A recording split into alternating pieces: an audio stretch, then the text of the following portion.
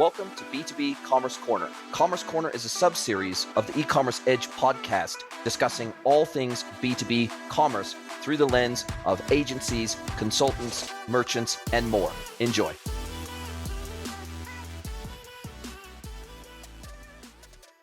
Welcome to another episode of the podcast with me, Jason Greenwood, your host.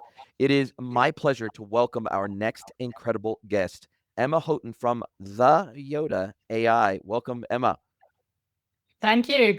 Really glad to be here. I am super stoked to have you along with the ride for me today. And you gave me a super secret squirrel in advance demo of this new incredible AI platform that you're building out for B2B distributors. And before we get into that, because I was absolutely blown away by what you showed me, and it's interesting because I've seen something similar for the B2C and D2C world, but I've never seen anything like this at all, even remotely like this in the B2B world, apart from really super custom stuff out there. But before we get into that, why don't you tell us how you came to be in this wonderful world, this wonderful, crazy world of the commercial B2B space? Because when I look back across your history, you've had very strong commercial, digital, e-com, marketing roles, mostly with wholesale distribution of building products, not exclusively, but that's been definitely a theme throughout your career. But I don't see anything in your background that would lead me to go, okay, Evan's going to go in and transform the building supplies world. So, like, how did you even come to Would be I in this get space? here? It's simple in my brain because I was in all of those roles and positions, and I was beating my head against a brick wall because I didn't have any solutions to the problems that I had. So I'm sitting there and I'm thinking, I need to do this, this, and this. And the only way I could do it was to create my own mad map of Excel spreadsheets and pivot tables on extracting data from here and having things stuck on the wall with blue tack and just manually mapping so many things together every month, sometimes every week, and refreshing it. Because without it, it's impossible in the B2B world to have visibility of what is going on in your business. You've got to do it. And if it didn't exist, I had to build it. So I thought, this is really quite tough. I'm doing it for myself, for the business that I'm in. I'm having to waste so much time doing all of this. There has got to be a better way.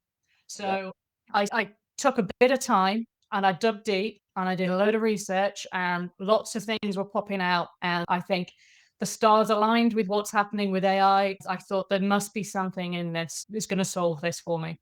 So I started out with I need to clone me. I need to clone what I do in a job. And I need to make it accessible and scalable for whoever wants it, however many businesses need it, because I know there's a real need out there because I was walking into these businesses and it didn't exist. And I was creating it and leaving it behind as a legacy. So can you imagine if I could do that for all of the SMEs who wanted it to make them have the ability and the capability to compete against the big guys who are spending stupid money on some things that don't deliver what they really need. And I know it because I've been there in the big corporates and I've seen it. So I guess that's how I got to where I am. But how, if we go back before this, how did you learn what key metrics or data points that you discovered obviously over time, okay, within these major building merchants and distributors, these are the things that actually matter, that move the needle in the business. Okay, we need to define our cohorts so that we can do cohort analysis in terms of our customer performance, our customer profitability, how much resource we should apply to them. Should they have a named account manager or not? Are they too small in this, so they need to go to customer service instead when they need help or they want to place an order?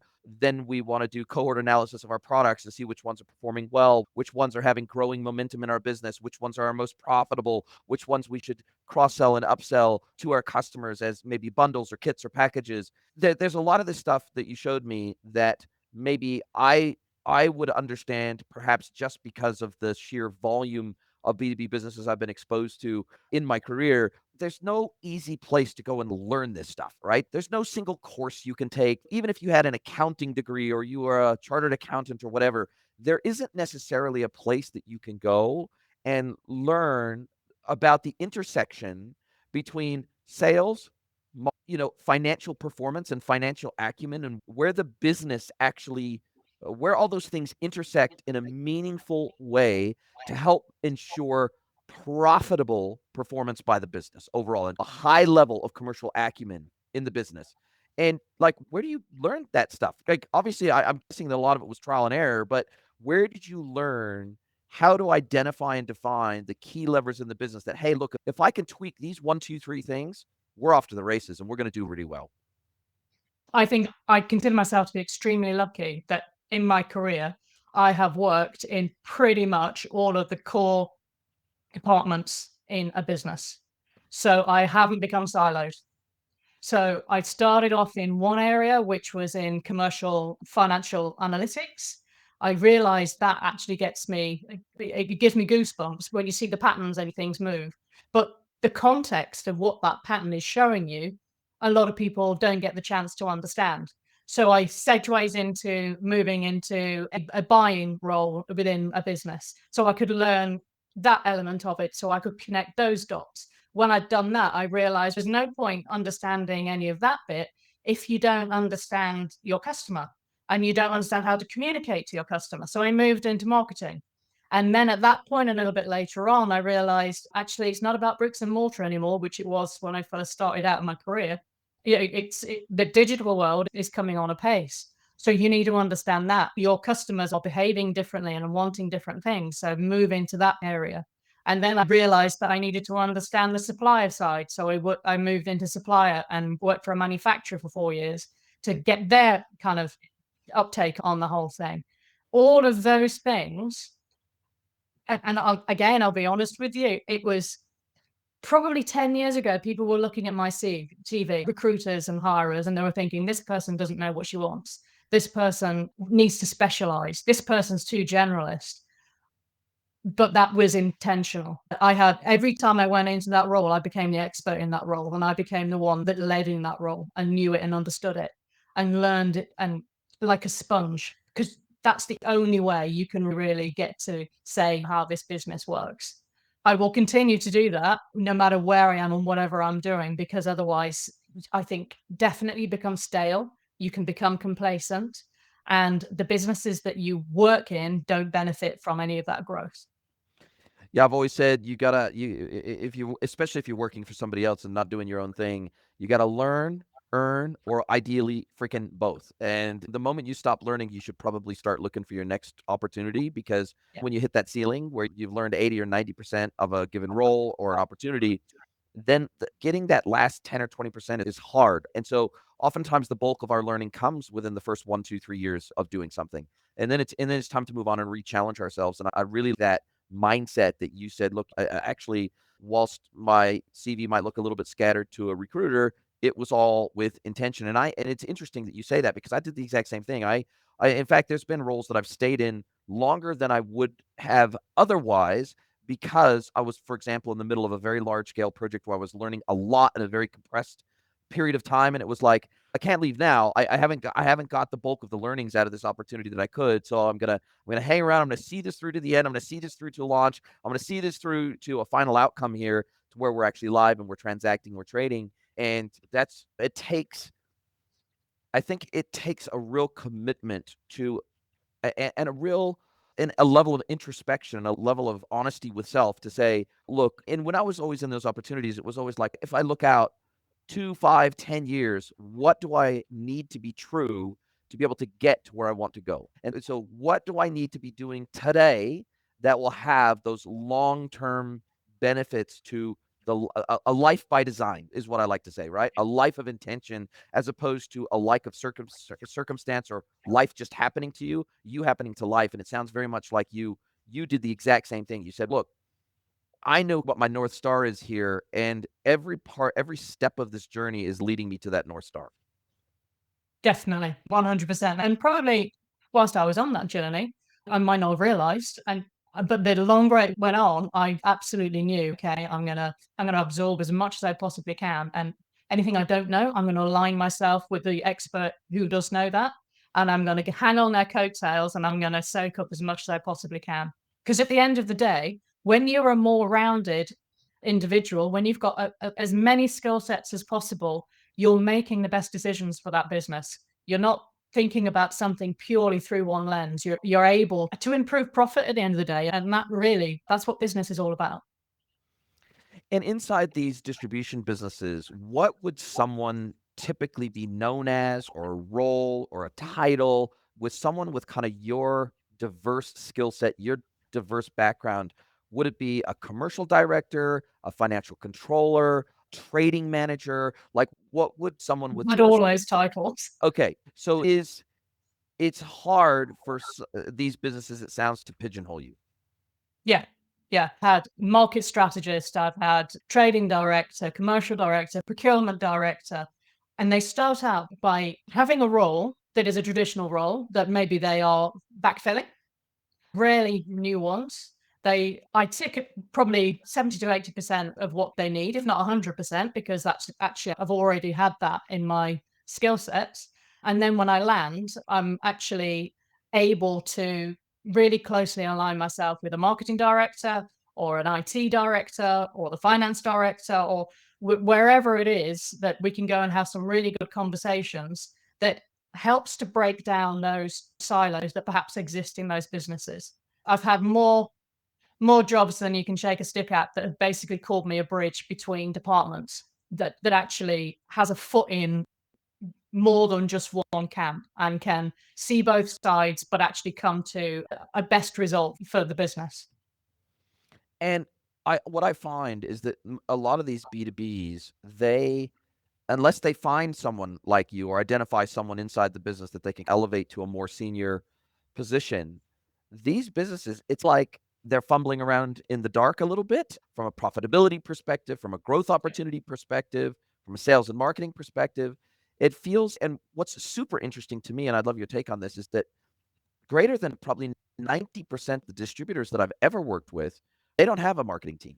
In fact, they don't have a marketer. They don't have a director of marketing, they don't have a head of marketing, they don't have a marketing manager, they don't have a VP of marketing. They will have oftentimes a VP of sales, or they will have a director of sales, or they will have a director of RevOps or something like that.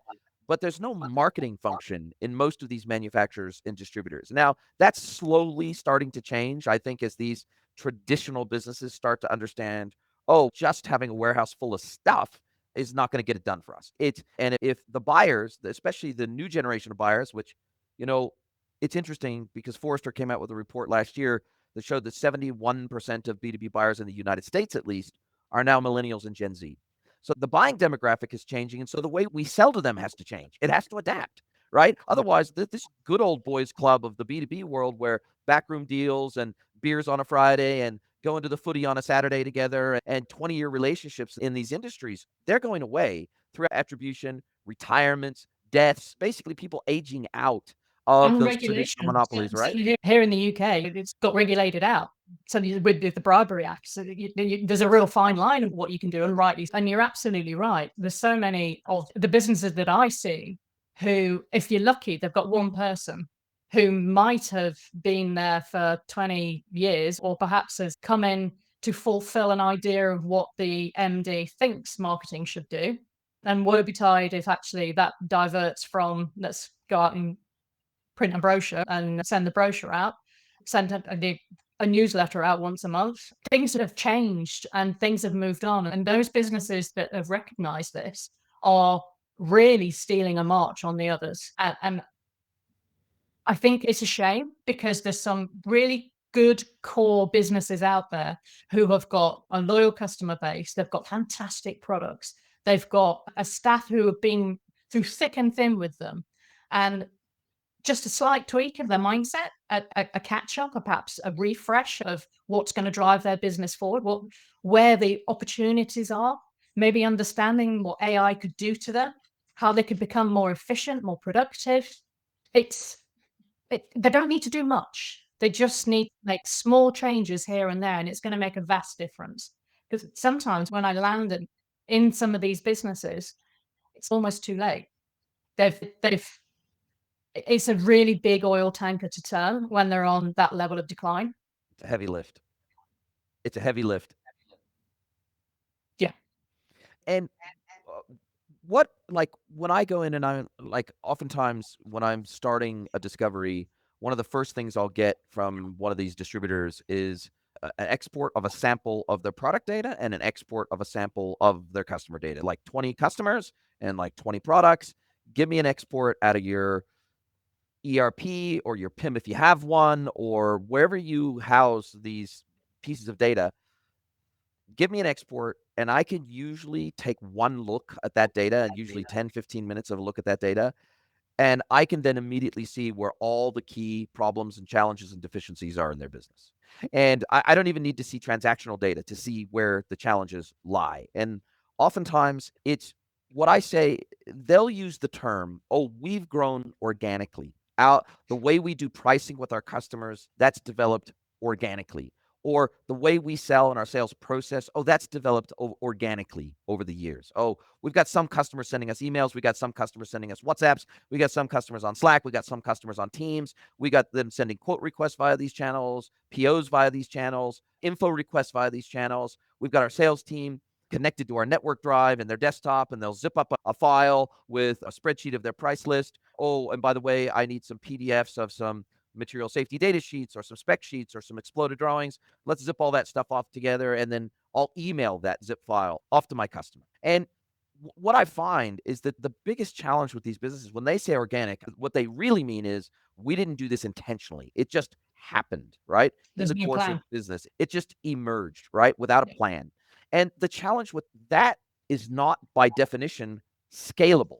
And that's Mhm. the real problem here, right? If you're setting custom pricing in your ERP for every single SKU and every single customer, and every customer is managed as an exception, well, that becomes really difficult to unify, and that becomes really difficult to quantify, and that becomes really difficult to scale. If you have some standard pricing groups, but then there's exceptions for every single customer, then you can't even forecast. Well, if I make a change to this pricing model, what if I forget to go back and pick up all the exceptions I made for these customers, and I forget to update the pricing for them because those are committed trade pricing that we've guaranteed them, right, for a period of time perhaps, or a specific order where we give them a custom quote, but then I forget to go back into the ERP and delete that custom price based on that quote that we gave them for a purchase of 500, 1,000 units of something where their normal price is 25% higher because they never buy that much normally. So there's just, I see a scenario where there's just, for lack of a better term, chaos in these businesses. It's managed chaos in these businesses, and it is very difficult to run a business and scale a business that is chaotic. And I think they would recognize it. I think there would be very few who would dispute the chaos as a statement. And I would also suggest that most of them would be sitting there and thinking, but I can't see a way out because I've got 50 people in my team and we've got 500 customers and 20,000 product lines. We've got quotes coming in 100 a day. I need instantaneous. I can't, prices are being driven down. We've got suppliers you cannot get more volatile than we are at the minute. Every year, I think, surely this is the end, and it gets worse.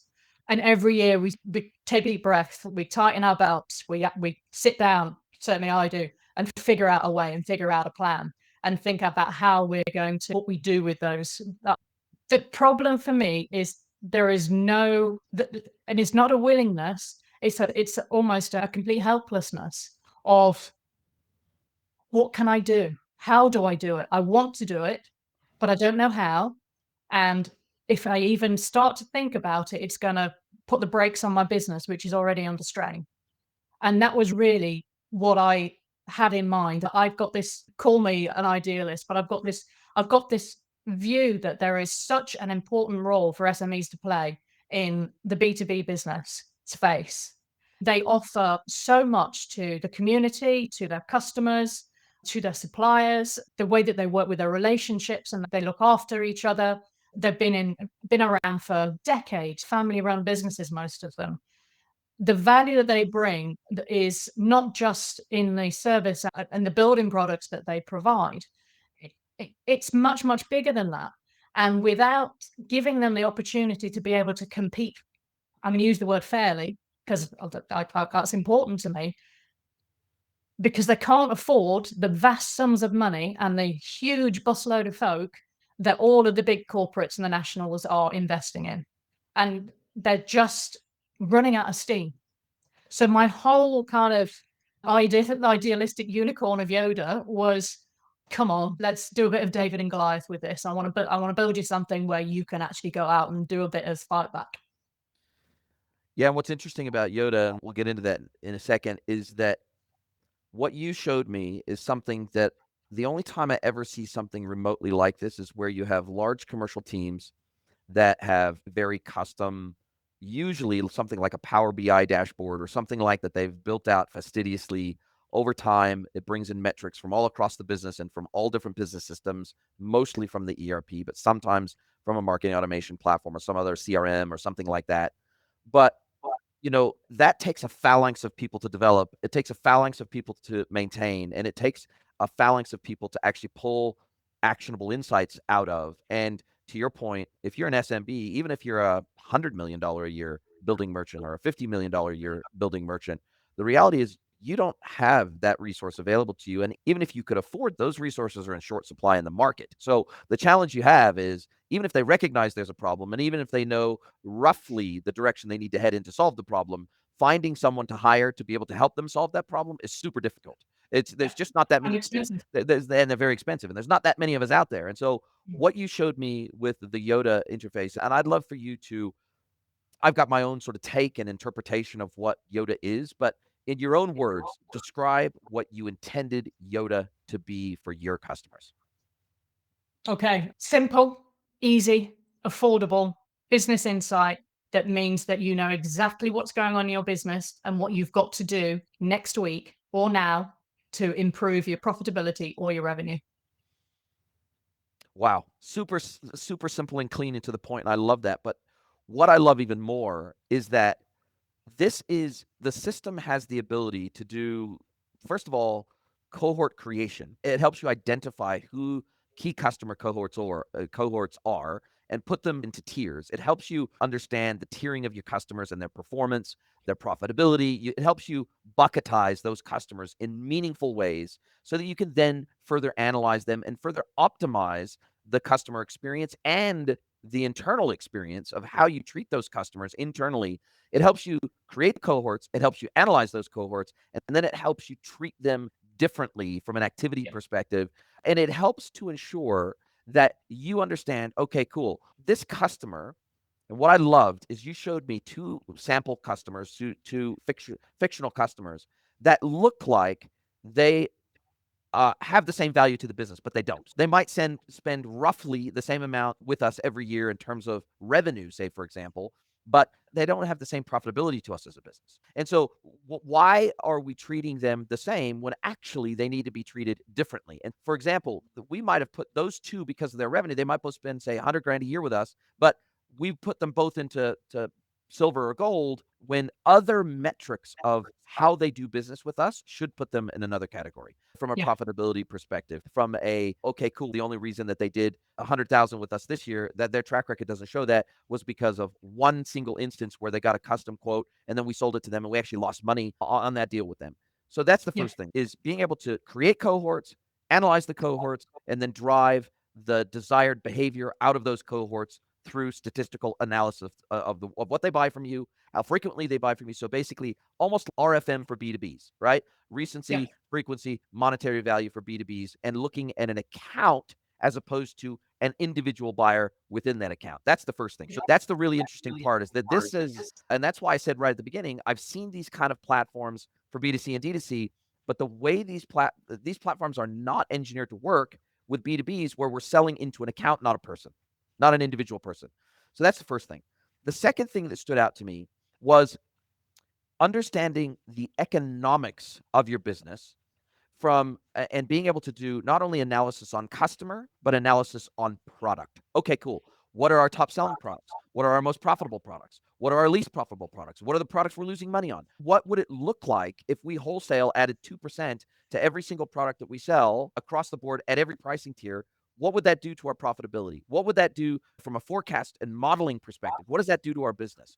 understanding which products to maybe even categories that we need to expand our product range in. Which products or categories should we drop because they actually don't contribute any revenue to the business, or they're not part of contribution margin or complementary sales with other products that are highly profitable for us. What products should we be building out as a bundle or a kit, or how should we be selling these products into the market? What are products that are most often bought together, and how can we leverage that, and how can we cross-sell, and how can we upsell as a result of these natural relationships between these products as we sell them to our customers? And being able to backwards analyze all of the transactional data, not only from a dollar perspective, but actually a SKU perspective, being able to analyze the performance of an individual SKU in combination with other SKUs in our catalog.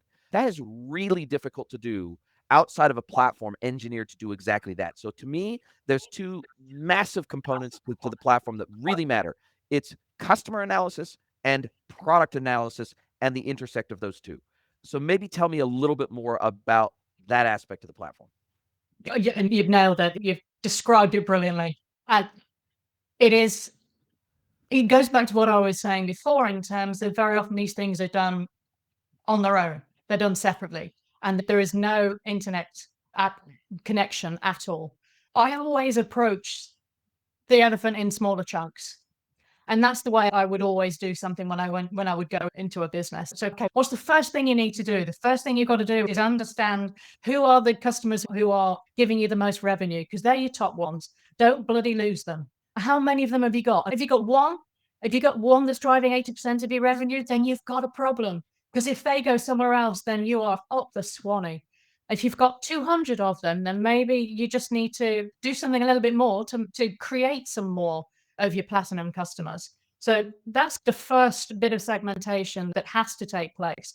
That drives everything else, because then you have to develop a strategy that means, what are you going to do with each of these? You've understood what they mean to you, you've understood the value that they bring to you. So what? Because so many businesses do that and they miss the so what bit, because the so what bit is what will make sure that you retain them and grow them and stop the churn. It means that your active customer base is actually going to get stronger and fitter and more loyal. And you do that through providing them with exactly what it is that they want, when they want it, how they want it, and preferably at a price that's actually mutually beneficial to the both of you. And that last bit is really important. A lot of businesses I've been in forget the fact it's got to be beneficial to the one who pays their wages. And they forget that actually they don't work for the customer. They need to make sure that the one that pays their wages is profitable. And you can't do that if you've got a bronze tier customer who is giving you maybe 5 grand a year, getting better prices than a customer who is loyally stepping up week in, week out and giving you 250 grand a year. Why would you do it? You're, first of all, if I found out and I was that top customer, then I'm off. You know, that the risk is huge. Secondly, you've then got, yes, it's 5 grand, but you've probably got 500 of them. Add them all up, and you are leaking margin like a leaky sieve. So what you should be doing is targeting those. You can influence them. You can say, okay, I want you, you spend more with me. And if you actually buy XXNX and you gives you that conversation with a cross sell, upsell, I can give you these pricing.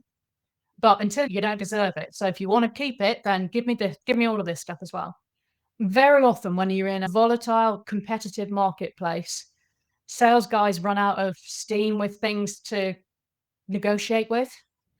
We have to help them as much as possible. And I know that by giving visibility, giving alerts and nudges specifically about their customers, about what they want, when they need it, is a no-brainer. It works.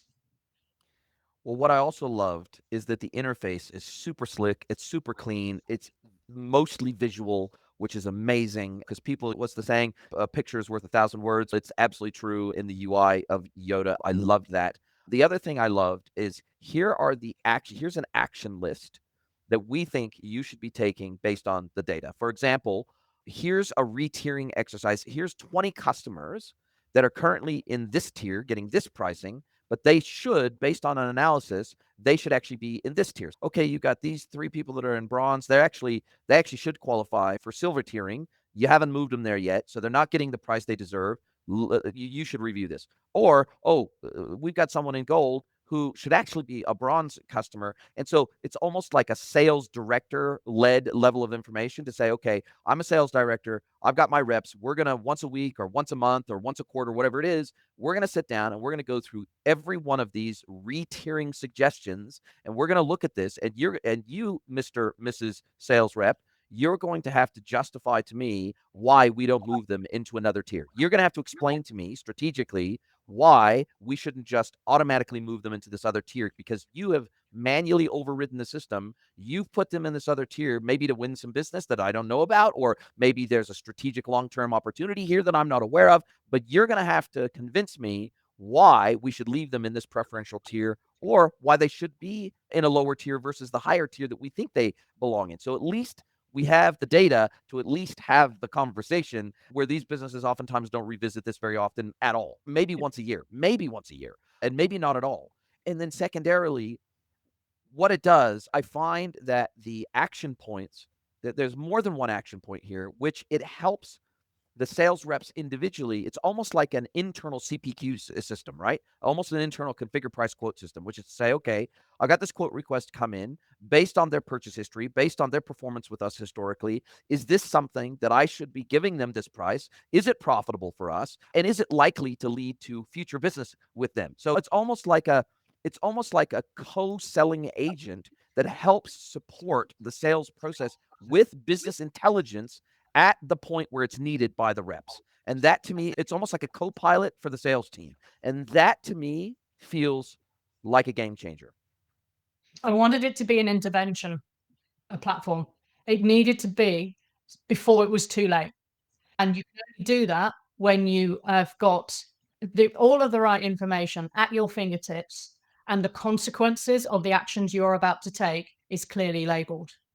And that is, that's been so important to me to make sure that that was really clear. All of the actions are based on and ranked on the impact to the business. Otherwise, you could have 7,000 of them, and you might only make, I don't know, £25 by implementing one of them. If it actually is looking at the importance of the customer to you, it's looking at what it's doing in its behavior, it's then calculating, if you don't do anything, this is the cost to you.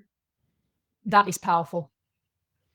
And I think, I'm guessing, and I'm sure you'll correct me if I'm wrong here. Let's say you're a commercial director inside these businesses. Sometimes these quote requests that come in for exceptional quotes, they will oftentimes have to go, the sales rep might put the quote together, but it has to be rubber stamped by the commercial director. So they send off the quote. Okay, cool. I think this is what we can afford. I know what our cost price is. I know what our target margins are. I know roughly how strategic this company is to our business, or this buyer is to our business. I think this is where the quote should land. But here, Miss Commercial Manager or Mr. Commercial Manager, can you rubber stamp this, sign off on this, that I can actually send this quote to the client? It puts a lot of pressure on a commercial director if they've got to approve 20 quotes a day or even 20 quotes a week, and they've got to run some numbers behind the scenes and do some pivot tables and do some formulas in an Excel spreadsheet and export 24 months worth of transactional data out of the ERP, shunt that into Excel, run some calculations before they can even approve or decline the quote request. First of all, that's a shitty experience for the end customer, because it takes a week maybe to get a quote response. Or I mean, you request a quote, it takes a week to turn around the quote request. By that time, they've probably gone and bought from one of your competitors that has an online CPQ platform and an online quote request platform that has automation attached to it. You probably lost the deal by then. Second of all, it's a massive lift for the commercial manager to have to run these as independent scenarios, independent calculations for every single one of those, right? And so I feel like this kind of gives the commercial leader, but also the sales teams, it gives them all superpowers, because it's a co-pilot for every single one of them. Yeah, it is. You'd think of all of that time that's being spent by that commercial manager doing analytical extraction and calculations, when actually, how better can that person have his time spent with having negotiations with suppliers, with understanding about new product innovations, with getting to know customer base better so that actually they are getting the range proposition right. When you've got 50, 60%, if you're lucky, of your time spent on validating something that's come through and might only have 20% of the information required. So you have to go and hunt around for a delivery price. You have to go and hunt around for the fact that the customer wants it to be sprayed blue when it comes as standard in black. All of these things, it can take 23 hours for every single one. And I know I've been there. And I think a commercial director's time is better spent creating the guardrails and the rule set and the pattern recognition in a platform like Yoda. Their time is far better spent building, architecting, and really making sure that they are spending all their energy and their time helping to understand the cohorts and how we treat them differently or how we should treat them differently based on performance. Being able to set those rules, being able to sign off on those cohorts, being able to understand the commercial impact and the modeling and the forecasting at a high level, as opposed to getting into the nitty gritty of every single individual opportunity and each individual deal. Them being more strategic in their role instead of operational and tactical in their role. So operationalizing their knowledge by getting it into Yoda as a rule set, as a boundary layer inside Yoda. That feels like a far better use of their time than getting into the nitty gritty operational day-to-day tasks of running the business. Completely agree. And again, one of the things which was super important to me was to build in the ability for individual businesses to create their own settings and their own guardrails. Because every business is going to be different. They're going to have different margin aspirations. They're going to have different customer bases, different behaviors, you name it. There could be building materials on really skinny margins, and you could have medical equipment on much higher. If you aren't able to set those individually yourself as a business, then it won't tie in with your own KVIs. That's something that as part of the setup when you on board with Yoda, yeah, it's the first thing you do. Okay, this is my business, this is my targets, this is what I want to achieve. Yoda then runs and it'll monitor how you are performing against those targets that you set, and it will inform you, and it will also identify all of these reasons perhaps why you're not achieving it. And what are as I understand it, there's 3 or 4 basically data sets that you would typically need inside Yoda to drive it. You need your customer data, you need Yep. their pricing data, obviously, you need product data, you need transactional data, Yeah. and that's like the 4 major cohorts of data you need. And purchase order data to get a And handle on purchase order cost. data. Yeah, of Yeah. course. Yeah. And you've made it, as I understand it, now obviously integrations with some like ERPs and other systems are on the radar. But for now, you've tried to keep this as simple and fast on board as possible by allowing people to just simply upload an extract from, say, an ERP as a CSV and just upload the CSV into Yoda and they can get up and running. I'm guessing as quick as they can get a CSV out of their ERP, they could probably get up and running in Yoda. Yeah, absolutely that. And again, that was, I think because I've been in their shoes, I've sat there and I've shouted into the void of this is what we need and this will help us.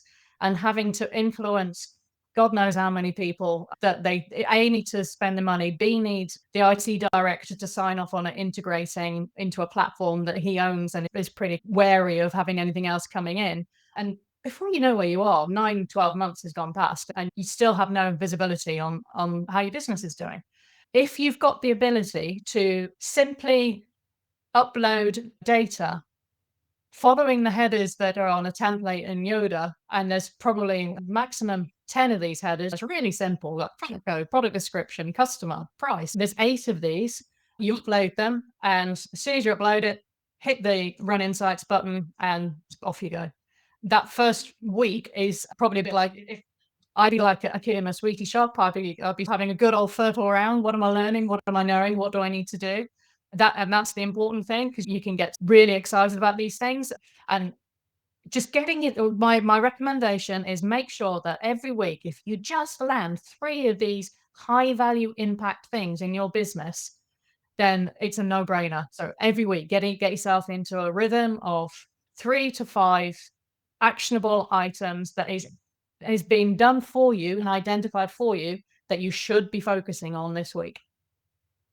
I love that. I love that. And when do you think, and I know this is always a tough question to answer, when do you think the first like production ready version of Yoda will be ready to release to the world and get into? I know you've got some design partners that you're working with as beta testers, but when do you think the V1 of Yoda will be ready for people to actually start signing up and using and getting into their hands?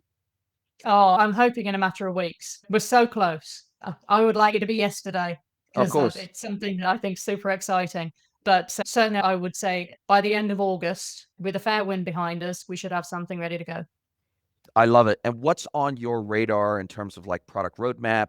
I know you'd like to do 100 more things tomorrow if you could, but that we all have resource constraints and that's just the way life is. But what is like high on your priority list from a thematic perspective? Yeah. What do you think would make Yoda that next level better over the next 6, 12, 18, 24 months? I've got 3 things. The first thing is there's a natural progression for those customer signals to go into marketing activity. So I call it a contact strategy. When you've actually had those alerts that have been created, what are you gonna do with them? Is the what now. So linking that into marketing, which could have a lot of pre-made content that actually is deliberately pulled together for that particular customer who's behaving in a particular way, the usual sort of marketing CRM that you would have. That to me is a no-brainer. The 2 things that I'm super excited about with my commercial head on, the first one is inventory management, and that's all about now you actually know what your customer wants and needs and when they want it. Do your min max. Make sure Yep. that you've got the right stock availability for your products. When that is in play, then you can start to Yoda will be informing about products that where they are really weighing heavily on your cash flow, and you need to be doing something about it before the FD tells you need to be doing something about it, basically. And then the third thing leading on from that cash flow element is building in because I've been there, you've got suppliers who insist you pay 7 days, 30 days. You've got customers who are on 60, 90 days, and you're lucky if they're paying on time. That gap in the middle is what's squeezing distributors dry. Again, if you're able to create something which is monitoring the purchases that you have to make based on that inventory management tool, and you're able to then create something which links in when you're going to get paid based on the terms, and you've got to pay your suppliers, you can start to create nudges for purchasing teams of Yes. what you need to buy now and what you need to perhaps hang back on. That So I'm massively stoked about. yeah, so linking demand planning, supplier performance, and customer performance, linking those together in a meaningful way in a through line, all of a sudden now we know, okay, cool. Maybe this customer doesn't now qualify for the credit that they've been given. Maybe we say, okay, cool. You qualified for 90 days free credit historically, but your performance tells us, sorry, you don't qualify anymore. So now we're only going to give you 30 days. We're going to bill you 20th of the month following every time, 30, 60, 90-day credit. Or maybe the credit balance that we're going to give to you is going to be lowered. It's going to be, okay, cool. We've got you on a credit limit of 100,000 pounds. We're going to bring it down to 50,000 pounds because until you show a better track record of being able to make payments on time, being able to not have to go to collections, not having our accounts receivable team have to ring you up and chase or cut you off until you make a payment to bring your balance down, then we'll allow you to reorder. There's a massive administrative overhead just Yeah, running credit accounts inside these businesses. And I think making sure that customers are incentivized in the right way and disincentivized in the right way to take the right behaviors as it relates to using us as a bank, I think that's really yeah, important. yeah. And can you imagine, and I do imagine because I've specced it out and I'm desperate to get it built. If you've got a bit something where the AI is actually dynamically shifting what that customer's terms should be, maybe settlement payments could you can have a customer that's got this incentivized with an extra 1% because he's proven that he's paid on regularly on the dot.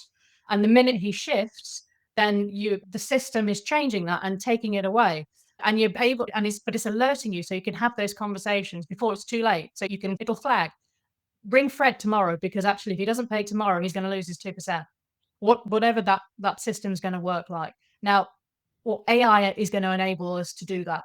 I've mapped it out. I think it's got huge benefits for distributors, particularly when you're in that middle squeeze zone where your suppliers are really putting the pressure on for payment and your customers are treating you like a bank, as you say. Wow, amazing. And how do you make your money? It's a SaaS platform, so it's obviously designed to be a subscription model. and your idea is to democratize access to this. So I'm guessing that it's going to be a very fair, very, dare I say it, cheap price for the The level value, I of, think, is the word you're looking yeah, high value price that makes this accessible to a very broad range of manufacturers and distributors. It is, yeah, and it's going to be based on the value that they'll bring to based on the revenue of the distributors who will take up on this. So it's a monthly subscription. I am so confident that you will never look back. That you will continue to keep the subscription on once you see the insights that it brings. Because every month, obviously, your business has changed, and you need to make sure that you're updating that information. So for SMEs, it will be 500 a month. For the next layer will be 1,500, and then it's 3,000 a month for enterprise status. But it's all about looking at the value that you're going to get from the margin improvements that this will bring. And it won't be long before you're seeing the results of the money coming back. Well, it's a hell of a lot cheaper than hiring a commercial director like Emma Hey, to help run your business. It's going to be a fraction of that cost, and it's going to give the entire business superpowers, not just the commercial head of the business or not just the trading head of the business. It's actually going to give sales reps, it's going to give operational teams, procurement people. It's going to basically give insights to every single area of the business that would be almost impossible to get any other way. So when you think of it through that lens, this becomes a very cheap operational co-pilot to the entire business. it's a no-brainer. I love it, which is why we call it Yoda. I love the name. I love the logo. I love the branding. I love the technology. I told you after you showed me the demo that I was absolutely blown away, and I was not blowing smoke up your backside. Like I said, there's a lot of kind of similar technologies, similar-ish technologies in the B2C world to help B2C businesses understand contribution margin and bundles and kitting and all their unit economics across the entire business and ad spend and ROAS and attribution and all sorts. There's tools for kind of all that kind of stuff in the B2C and D2C world. And if you log into Shopify, the app store, you probably find 100 different tools for that. But there's just so little of this kind of stuff that isn't bespoke in the B2B world. And so I think you're filling a Mac truck sized gap in the B2B world with your technology. And the fact that I hate to use the term idiot proof because it's going to make commercial managers sound like idiots, but it's literally designed to be idiot proof. It's designed to be primarily a visual tool. It's primarily designed to be an an I hesitate to even say insights. It's really designed to be an actions tool more than an Yeah. insights tool. And that's the thing that I absolutely love about Yoda. Good on you. Congratulations. Can't wait to see this out in the wild.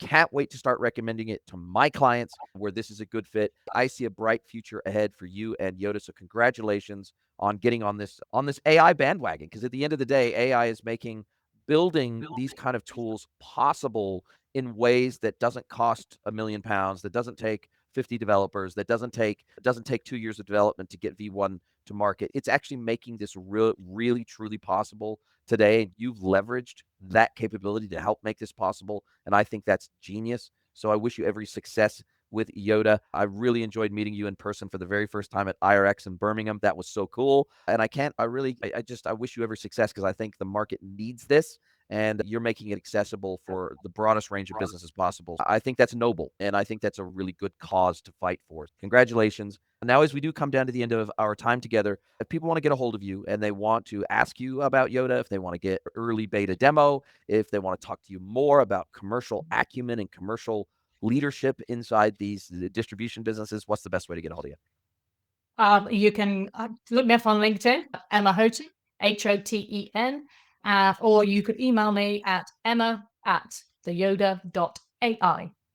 I love it. I will drop both of those links into the show notes. The website is live, so they actually can go to theyoda.ai and get some early information about the platform. And now is where I get to flip the script. I get to turn the microphone over to you. I get to let you ask me one question, any question it can be personal or professional. So Emma from the Yoda AI, what is your question for me today? My question is your thoughts on it's AI based. Something to do with I guess, the future of it. I haven't quite got it squirreled in my own mind because I see all of the benefits are no-brainers. It is the clarity that it gives in terms of cutting through noise and improving processes and SOPs. I love, obviously, otherwise I wouldn't have created what I did.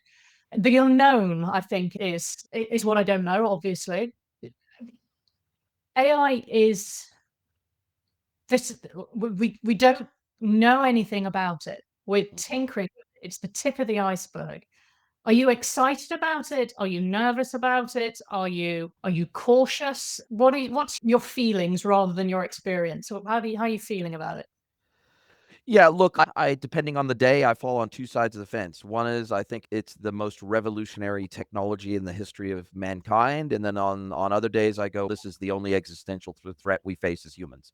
And I fall on different that's the 2 ends of the spectrum, and I do have concerns about AI, mostly because of the ant conundrum that Elon has talked about before, which he famously said, "Look, we as humans go to build a road, we might kill a trillion ants in the process, but it's not because we hate ants, it's because we want to build a road." And so when AI gets to a point where it's developing its own intentions and its own plans and its own goals and its own agendas in the world, some things that it may want to do or build or be may be at odds with human survival, but not because the AI hates humans, but because it has an agenda that's at odds with us surviving it. And so this is the thing that I think is simultaneously incredibly exciting and incredibly inspiring about this technology, and the improvements in productivity are quite astonishing with AI. It's quite wild how efficient I have become in certain areas of my business that without AI I just wouldn't be able either wouldn't be able to do those things, or I'd have to pay people to do certain things in my business in order to scale that now AI does for me out of the box at a very cheap cost, at a nominal cost. And I see the extreme upsides, I see the risks, but I would rather be someone who's in the industry on the field trying to help shape and direct the future of this technology rather than sitting on the sidelines, petrified and paralyzed with fear like a deer in the headlights. I would rather be that person who is trying to bring an element of humanity to this, to an element of, okay, cool. I hesitate to use the word caution because it sounds like I'm an old fuddy duddy. I have seen major technological revolutions in my lifetime. I'm old enough to remember a world without the internet at all. And to watch the coming of the internet, to watch the coming of this thing here known as the phone, the smartphone that now is the remote control of our lives. So I've seen some major societal and cultural disruptions from technology already in my life. And this is just yet one more of those. It's probably the most transformational. It is, without a doubt, the most transformational I've seen in my lifetime. But I think it's incumbent upon us that care about people, that care about the future of the world that we're living in. I think it's incumbent on us to get on the field and to get involved, stay involved, to call out BS where it exists, to call out the risks where we identify them and where we see them, and to try to do something positive about it in the meantime, because we're not going to stop it. That's the reality, is that Mm. we're not going to stop AI, but if we can help shape it and guide it and direct it and to do positive things with it, it's a tool. It's kind of like a gun. In the right hands, a gun can help feed people. In the wrong hands, it can hurt people. So it's one of those tools that I think it's, at least for now, it's pretty ambivalent tech, and we just have to make sure that we're shaping it and taking it in the right direction. But the bigger concern I have probably is this whole concept of AI ethics. And the reason why I have an issue with AI ethics is because we as a global humanity, and I've talked about this on the podcast before, we can't even decide what the age of consent should be globally. In some countries, it's 12, and in some countries, it's 18 or older. In some states in the US, it's 20. When I moved from California, where the age of consent is 18, and I moved to New Zealand and the age of consent is 16, I thought this is wild. Like, the age of consent is 16? It feels like, how is that possible? It feels like these are children in school, and that's the age of consent. That is wild. It feels just unbelievable. And if we can't even agree on something as fundamental as that globally, how the hell are we going to agree globally on a code of AI ethics that anybody will even adhere to, even if we created one? So I think that's the challenge. The challenge is every country and every individual within that country has their own view on what constitutes good ethical AI. And whether I agree with Google's ethical version of AI, or whether I agree with OpenAI's version of ethical AI or whatever, they're going to be different. They have two different ethical lenses that they look at their AI through. And we've already seen this. We saw with Google and woke AI. The reality is that AI still hallucinates, and there's a lot of woke AI out there because a lot of these big megacorps are massively liberal and they're massively woke. And that colors the way in which they develop their AI. And that's a very scary thing. But overall, I'm much more excited than I am worried, and that's where I land on this. I think my optimism, I will naturally be optimistic. Humans are incredible at evolving themselves. Yes. So we have evolved to cope with so many things and to lead so many things. I'm excited to see how we evolve with this. Couldn't agree more. Thank you so much for your time, and I cannot wait to speak to you again soon. Are you a B2B or D2C e-commerce merchant? Then head over to greenwoodconsulting.net to learn how we can help you scale your business.